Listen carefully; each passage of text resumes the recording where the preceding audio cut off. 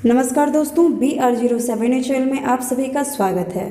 तो दोस्तों, आज 2022 की शुरुआत हो चुकी है और इसी के साथ तमाम दरभंगा वासी से ज़रूर हम कहना चाहेंगे कि दरभंगा एयरपोर्ट पर जिन कार्यों को 2021 में किसी कारणवश पूरा नहीं किया गया, उसे 2022 में संपूर्ण ढंग से पूरा कर लिया जाएगा।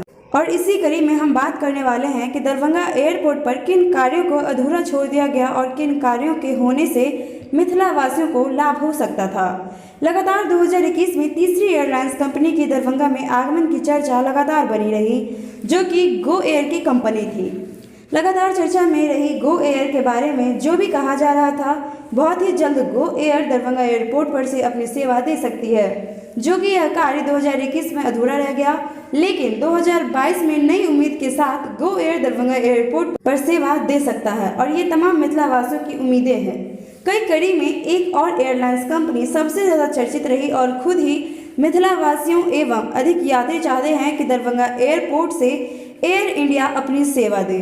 और अगर कोई भी एयरलाइंस कंपनी दरभंगा एयरपोर्ट से सेवा देती है तो उसे भली भांति ये बात पता है कि दरभंगा एयरपोर्ट से सेवा देना नुकसान का सौदा बिल्कुल नहीं होने वाला है।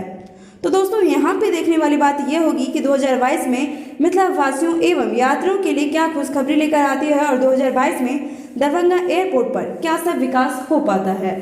तो दोस्तों, ये था हमारा आज का रिपोर्ट और इसी के साथ हम लेंगे आपसे विदा। साथ ही दरभंगा की लोकल खबरें एवं दरभंगा एयरपोर्ट से जुड़ी तमाम खबरों के लिए आप हमारे चैनल पर बने रहे।